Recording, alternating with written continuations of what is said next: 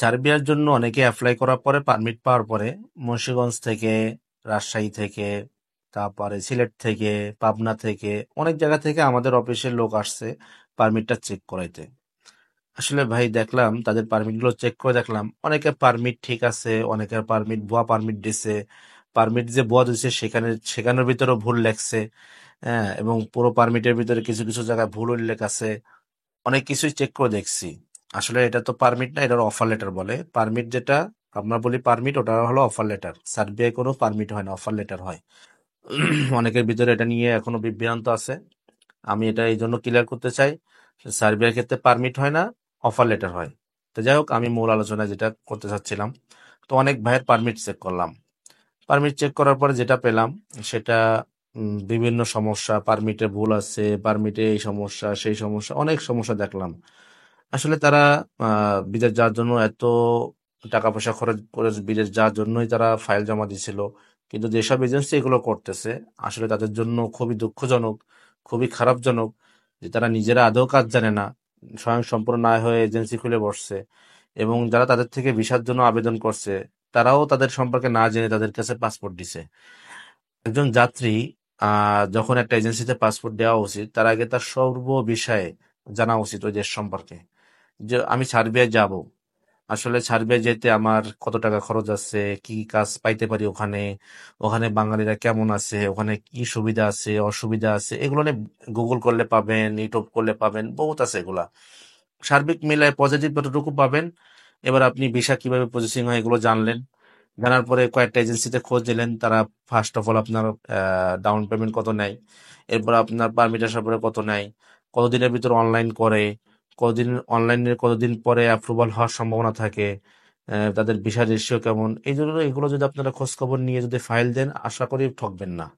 তারাও একটা গ্যারান্টি দেবে। এবং আপনারা যদি আরো বলেন যে আপনি যখন অনলাইন করবেন অনলাইনে প্রুফ আমাদেরকে দিতে হবে, পারমিট আসার পরে যখন অনলাইন করছেন অনলাইনের প্রুফটা আমাদেরকে দিতে হবে, এবং যখন আপনি চাইবেন তখন আপনাদেরকে চেক করে দেখাইতে হবে।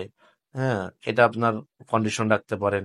তাহলে দেখা যাচ্ছে যে আপনি ঠগার লাইন কম থাকবেন, তখন দেখা যাচ্ছে একটা আতঙ্কে থাকবেন। এবং 100% স্টাম্প করে নেবেন, যার সাথে কাজ করেন স্টাম্প করে নিয়ে কাজ করবেন, তাহলে ওর ভিতরে আরো বেশি ভয় থাকবে। কারণ স্টাম্প করলে সে এত সহজ না যে টাকা মেরে চলে যাবে, এত সহজ না। এই জন্য স্টাম্প করে নিয়ে কাজ করবেন, তাহলে ঠকবেন না। তাহলে টাকা মার যাওয়ার সম্ভাবনা কম থাকবে, প্রতারিত হওয়ার সম্ভাবনা কম থাকবে। অতএব যারা 25 সালের প্রিপারেশন নিয়ে আসছেন, সার্বিয়ার জন্য ফাইল জমা দিবেন, তাদের জন্য অনেক সুসংবাদ আছে। আবার এই আহ, যাদের লং টাইম সময় দিতে পারবেন তারা ইউরোপের স্বপ্ন দেখতে পারবেন, যারা লং টাইম সময় দিতে পারবেন না তাদের ইউরোপের স্বপ্ন দেখা খুবই কঠিন হয়ে যাবে। এই জন্য বলবো, যারা 25 সালে যারা সার্বিয়া যেতে ইচ্ছুক, তারা রেডি হতে থাকেন। নতুন ভ্যাকেন্সি আসতেছে ইনশাল্লাহ। আর আমাদের পারমিটও সামনে আসবে, অনলাইন হবে। আমরা প্রত্যেকটা ধাপে ধাপে আমরা প্রুফ আপনাদেরকে দেখাবো ইউটিউবের চ্যানেলের মাধ্যমেই। এবং আমরা প্রুফ দেখাবো না শুধু, এবং ভিসা রেশিও সবকিছুই দেখাবো আপনাদেরকে ইনশাল্লাহ, যে আমরা কত পার্সেন্ট ভিসা আমাদের হয়, সবকিছু দেখাবো। এবং আমরা কোনো দেশের কাজ অ্যাডভান্স ছাড়া করি না এবং এগ্রিমেন্ট ছাড়া করি না।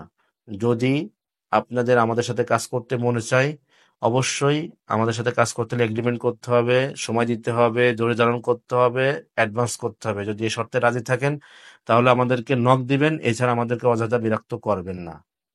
এজন্য আপনাদেরকে বলবো, যদি কোনো ইনফরমেশনের দরকার হয় সরাসরি অফিসে এসে ইনফরমেশন জানবেন। অতএব ফাইল জমা দিতে ইচ্ছুক থাকলে সরাসরি এগুলো জেনে শুনে যদি আপনার মনে চায় ফাইল জমা দিতে, তাহলে আপনি নক করবেন। নাহলে শুধু শুধু বিরক্ত করবেন না আমাদেরকে, ফেসবুকে হোয়াটসঅ্যাপে কোনো জায়গায় নক দিয়ে বিরক্ত করবেন না। তাহলে আমরাও ভালো থাকবো, আপনারাও ভালো থাকবেন। কারণ আমাদের অনেক কাজের চাপ থাকে।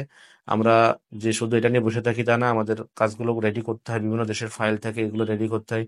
অফিসের সকলে স্টাফই মনে করেন যে কাজের ভিতর থাকে। যদি আপনি শুধু শুধু প্যারা দেন তাহলে দেখা যাচ্ছে তাদের জন্য কাজ করা কষ্টকর হবে। এই জন্য আপনাদের যা জানার দরকার ইউটিউব থেকে ভালো করে সবকিছু ভিডিওগুলো ঘেটে ঘুটে দেখে তারপর আপনার ফাইল সিদ্ধান্ত নেবেন, যখন জমা দেওয়ার তখনই আপনাদের সাথে যোগাযোগ করবেন, যদি এই শর্তগুলো যদি আপনাদের মেনে যদি জমা দিতে ইচ্ছুক থাকেন। ইনশাল্লাহ ভালো থাকবেন, সুস্থ থাকবেন।